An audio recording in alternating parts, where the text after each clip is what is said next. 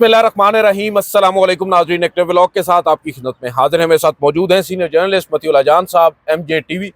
नाज़रीन, आज के इस व्लॉग में हम बात करेंगे पाकिस्तान तहरीक इंसाफ की, वो स्ट्रीट मूवमेंट जो अब बाकायदा तौर पर शुरू होने जा रही है बकौल सोहेल आफरीदी साहब के, क्योंकि उन्हें अब हिदायत मिल चुकी हैं इमरान खान साहब की जानिब से, जो अडयाला जेल में कैद हैं। और आपको मालूम है, जिस रोज़ एक नेशनल कॉन्फ्रेंस यहाँ पर इस्लामाबाद के अंदर ही खैबर पख्तूनख्वा हाउस में मुनक्किद की जा रही थी, उसके पहले रोज़ ही जनाब इमरान खान साहब से अडयाला जेल में एक मुख्तसर सी मुलाकात होती है सलमान सफदर साहब की, जो उनके वकील हैं। जिस रोज़ तोशाखाना 2 का फैसला आता है, इमरान खान साहब उसी रोज़ सोहेल आफरीदी साहब को पैगाम भेजते हैं स्ट्रीट मूवमेंट की तैयारी करने की। और अगले ही रोज़ जब सोहेल आफरीदी साहब पहुँचते हैं उस कॉन्फ्रेंस में, वहाँ से निकल कर शाम को इस्लामाबाद के मुख्तलिफ सेक्टर्स में जाते हैं, आम शहरियों में घुल मिलकर वहाँ पर उनसे गुफ्तगू करते हैं, उनके सवालात सुनते हैं और एक मूवमेंट का आगाज़ बाकायदा तौर पर वो करते हैं। और ये बता रहे हैं वो कि हमें इंतज़ार था इमरान खान साहब की जानिब से हुक्म आने का, अब वो हुक्म क्योंकि आ चुका है, लिहाजा सब तैयारी पकड़ लें। तो मतीउल्लाह जान साहब से आज इस हवाले से भी बात करेंगे और पूछेंगे क्या पाकिस्तान तहरीक इंसाफ के इस स्ट्रीट मार्च के अंदर या इस स्ट्रीट पावर के अंदर क्या वो कर सकते हैं, क्या वो मकासद अचीव कर सकते हैं जो कई सालों से नहीं कर पा रहे। क्या बाकायदा तौर पर एक मुनज़्ज़म किस्म की तहरीक चलाने की इस वक्त पाकिस्तान तहरीक इंसाफ में सलाहियत मौजूद है, इसके ऊपर जानेंगे। और दूसरी जानिब फिर अब आज जैसा कि अंसार अब्बासी साहब की जानिब से एक खबर दी गई है, एक आर्टिकल लिखा गया है, शट अप कॉल का जिक्र हो रहा है शहर इक़्तिदार में, और कहा जा रहा है कि एक जानिब इमरान खान साहब कहते हैं कि फील्ड मार्शल के ख़िलाफ़ बयान देते हैं और फिर स्ट्रीट मार्च और लॉन्ग मार्च की बात करते हैं। दूसरी जानिब महमूद खान अचकज़ई और अल्लामा राजा नासिर अब्बास जो है वो हुकूमत से मुज़ाकरात की बात करते हैं। तो ऐसा नहीं चलेगा। आपको क्या लग रहा है मती भाई कि क्या हालात बनने जा रहे हैं? क्या वाकई पाकिस्तान तहरीक इंसाफ जो एक तहरीक है वो शुरू कर सकती है इस वक्त?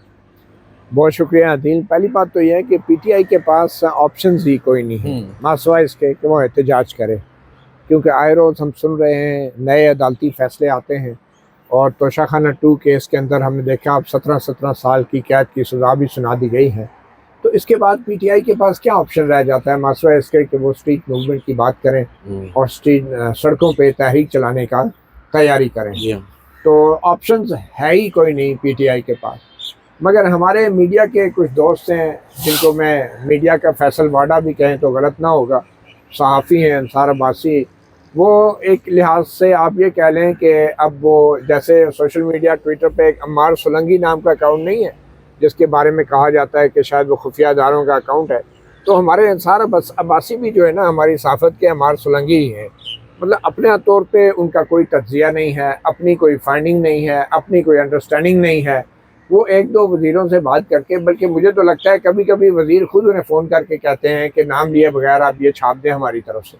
तो वो बाकायदगी से एक गैर सरकारी और गैर रस्मी तर्जुमान का काम कर रहे हैं, इस्टेब्लिशमेंट के लिए भी और मौजूदा हुकूमत के लिए भी। उनकी तरफ से ये कहना कि बज़ाहिर PTI के सफ़ों के अंदर इत्तेहाद नहीं है, उनके अंदर कन्फ्यूजन है, तकसीम है, इसमें कोई शक नहीं कि सियासी जमातों के अंदर इख्तलाफात रहते हैं। मगर जिस तसलसल के साथ अंसार अब्बासी साहब ये ख़बरें देते हैं उसका मकसद एक ही होता है, वो ये साबित करें कि PTI बतौर सियासी जमात इंतशार का शिकार है, PTI तकसीम का शिकार है, PTI के अंदर जो है इमरान खान की पॉलिसियों से इख्तलाफ करने वाले लोग भी मौजूद हैं, PTI जो है वो बिल्कुल बतौर एक सियासी जमात नाकाम है। तो ये हमारे जो अखबारात और प्रिंट के जो अम्मार सोलंकी हैं अंसार अब्बासी साहब, ये उनकी सारी सोच है और ये तवातर के रोज़ाना की बुनियादों पे हम अंग्रेजी में भी हमें पढ़ने को मिलती है। लेकिन बताओ, साफ़ी राय देने का हक तो रखते हैं वो। देखिए वो राय नहीं हो रही, वो राय दें तो यही तो मैं चाहता हूँ कि उनको अपनी राय देनी चाहिए, लेकिन वो कर क्या रहे हैं, वो ज़राए से प्रोपेगेंडा चलाते हैं। ज़राए का नाम ले के वो कुछ भी ऐसा कर दें जो PTI के ख़िलाफ़ हो, तो उनके ज़राए ने कभी तरदीद तो करनी नहीं है, हुकूमत ने कभी उनकी ख़बरों की तरदीद तो करनी नहीं है, क्योंकि वो एक one sided point of view जो है उसकी तशहीर कर रहे हैं। अब जहाँ तक ताल्लुक़ है कि क्या PTI सड़कों पे निकलने की सलाहियत रखती हैं, देखें बाकी तमाम जमातें जो हैं, नून लीग है हुकूमत में या पीपल्स पार्टी है, जो भी हुक्मरान इत्तेहाद में जमातें शामिल हैं, उनमें से कोई सियासी जमात भी सड़कों पे लोगों को निकालने की सलाहियत नहीं रखती।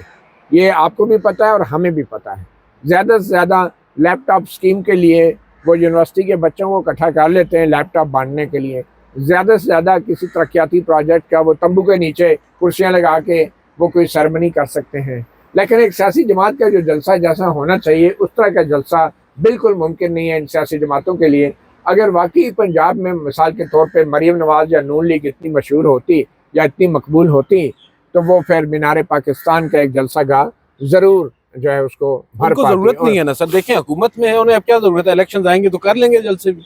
دیکھیں کبوتر بٹھایا تھا ہاتھ پہ نواز شریف صاحب نے، آپ ایسے نہ سمجھیں۔ بالکل، اب وہ کبوتر کیا، اب تو ان کے طوطے بھی اڑ گئے ہیں۔ میں آپ کو بتاؤں کہ اب وہ اس طرح کا جلسہ کریں کوئی، یہ وہ وقت ہے کبوتر اڑانے کا کہ جب خلیل میاں فاختہ اڑایا کرتے تھے اور اسٹیبلشمنٹ کے خلاف بات کرتے تھے اور احتساب کی بات کرتے تھے، جنرل باجوہ اور جنرل فیض کے احتساب کی بات کرتے تھے۔ یہ وہ وقت ہے جب خلیل میاں فاختہ اڑایا کرتے تھے، ٹھیک ہے نا۔ تو اب نہیں سر دیکھیں احتساب تو کر رہے ہیں، وہ نواز شریف صاحب کی حکومت ہے، احتساب ہو رہا ہے فیض حمید صاحب کا، اور آپ کو کیا چاہیے؟ جی بالکل ہو رہا ہے، اسی لیے نواز شریف صاحب پریس کانفرنس کر کے اب ووٹ کو عزت دینے کا اعلان بھی کر رہے ہیں، اور کسی ایک بندے کے منہ سے نون لیگ کے یہ نہیں نکلا کہ جنرل فیض حمید کو سزا دینے سے، سزا ملنے سے ووٹ کو عزت مل گئی ہے، کیونکہ ان کو جن الزامات میں سزا ملی ہے اس کے نہ تو ووٹ سے تعلق ہے اور نہ ہی ووٹ کو عزت دینے سے تعلق ہے، پوسٹ ریٹائرمنٹ، ٹھیک ہے نا۔ اور حکومت کو یہ پتہ بھی نہیں ہے کہ اصل میں ایویڈنس کیا ہے، شواہد کیا ہے، ان کا جرم کیا ہے۔ خود وزیر دفاع جو ہے ان کو نہیں پتا کہ اصل میں یہ ٹرائل ہے کیا اور کن وجوہات کی بنا پر ان کو سزا دی گئی ہے۔ وہ سارے جو ہے نا اپنی بھڑاس نکال رہے ہیں جنرل فیض کے خلاف بھی، اور حقیقت میں جنرل فیض کے جرائم جو ہیں اس سے بہت بڑے جو جرائم فوجی عدالت میں ان کے خلاف، لیکن ان جرائم پر اس میں کوئی شک نہیں، مگر ان جرائم پہ سزا نہیں ہوئی۔ ان جرائم پہ صرف اور صرف ان کے خلاف باتیں ضرور ہو رہی ہیں، بیانات ضرور دیے جا رہے ہیں مختلف سیاستدانوں کے خلاف، مگر ان کو وہ سزا نہیں ملی۔ بٹ اینی وے واپس آتے ہیں اصل ایشو کے اوپر، جو آپ نے بتایا کہ کیا پی ٹی آئی سڑک پہ نکل سکتی ہے یا نہیں، تو میں آپ کو یہی کہہ رہا تھا کہ نون لیگ اور پیپل پارٹی سڑک پہ نہیں نکل سکتے۔ واحد جماعت جو اگر سڑک پہ نکل سکتی ہے تو وہ پی ٹی آئی ہے، ٹھیک ہے، واحد۔ اس کی وجہ یہ ہے کہ جو پبلک ہے اس کے اندر سپورٹ ہے عمران خان کے لیے، اور جب عمران خان کی کال پہ وہ لوگ باہر نکلیں گے، اور اس کی سب سے بڑا ثبوت یہ ہے کہ آپ دیکھیں گے کہ اگر پی ٹی آئی نے بھی اپنے آپ کو سڑکوں پہ لانا ہے تو اس کو ابتدا جو ہے وہ خیبر پختونخوا سے کرنی ہوگی۔ آپ نے دیکھا ابھی 8 فروری کو انہوں نے یوم سیاہ منانے کا اعلان کیا یہ اے پی سی کے اندر، اور انہوں نے یہ بھی کہا کہ وہ 8 فروری کے دن پورے ملک میں، بلکہ انہوں نے کہا پوری دنیا میں پہیہ جام ہڑتال ہوگی۔ پوری دنیا میں پہیہ جام کیا ہوگا، لیکن احتجاج ضرور ہوگا جو اوورسیز پاکستانیز ہیں پی ٹی آئی کے۔ مگر یہ ہے کہ اب دیکھنا ہی ہے کہ کیا خیبر پختونخوا کے عوام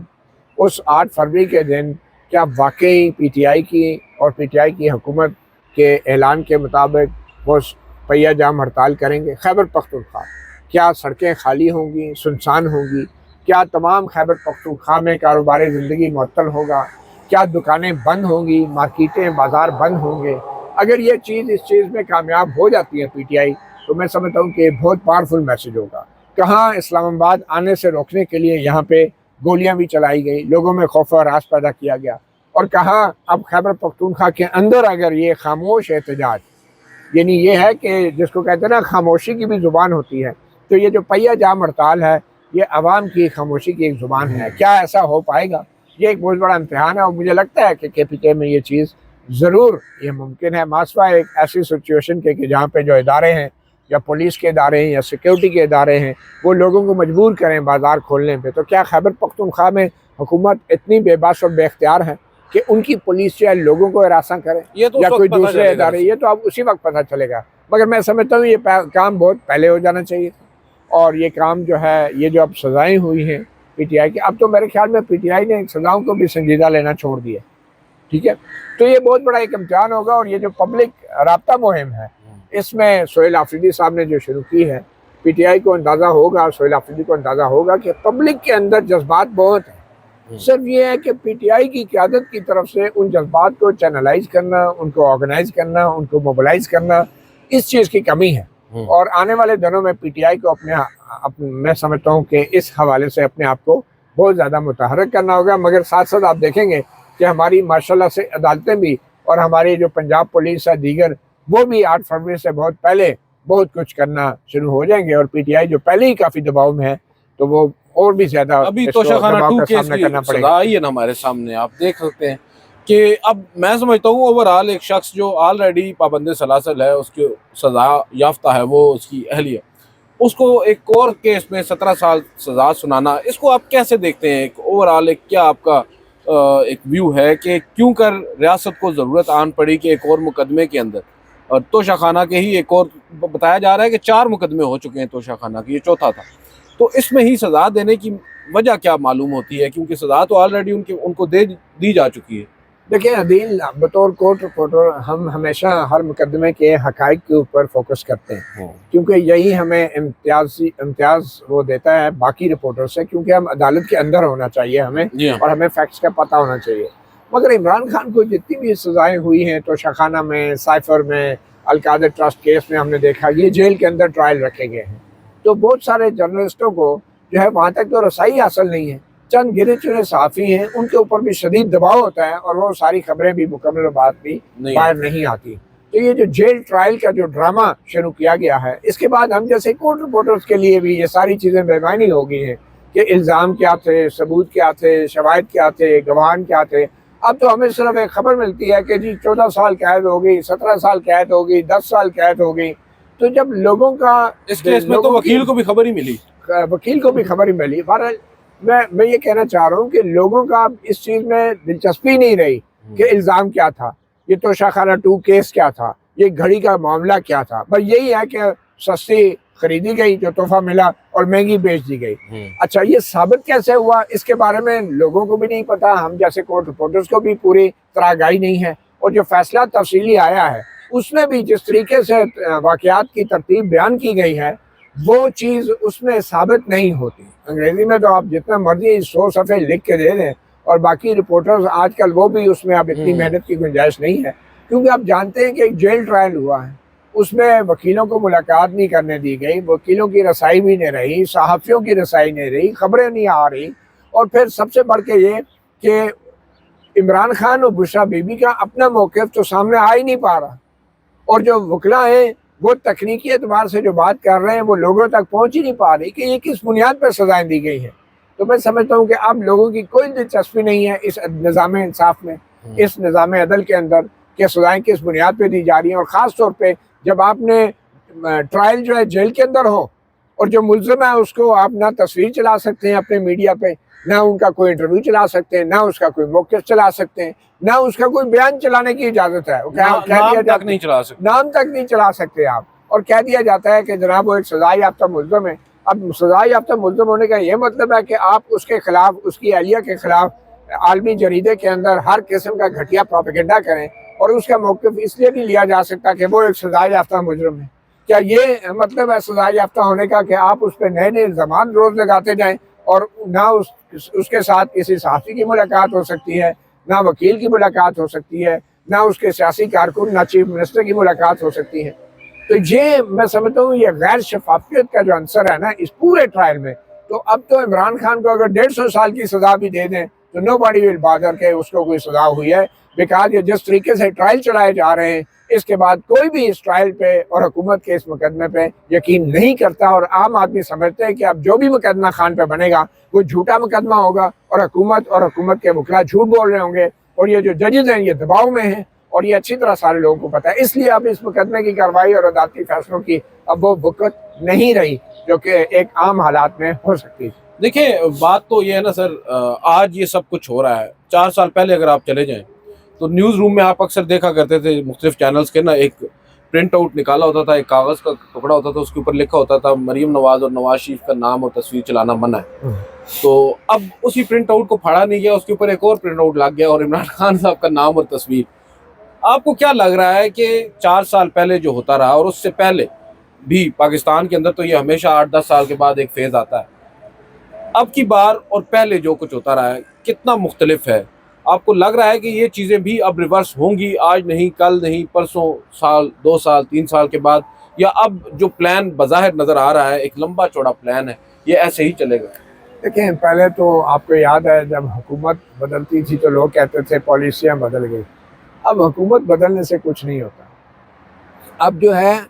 اسٹیبلشمنٹ کی قیادت بدلتی ہے تو پالیسیاں بدلتی ہیں، ٹھیک ہے نا؟ ہم نے یہ ڈرامے دیکھ چکے ہیں بہت۔ پاناما کیس جو کچھ اس سپریم کورٹ کی بلڈنگ کے اندر ہوتا رہا، آپ بھی کور کرتے رہے، ہم نے بھی اس کو کور کیا، وہ پاناما کیس بھی ایک بہت بڑا ڈرامہ تھا۔ اس وقت بھی معاملات جو ہیں حکومت میں ہوتے ہوئے نواز شریف اتنا بے بس تھا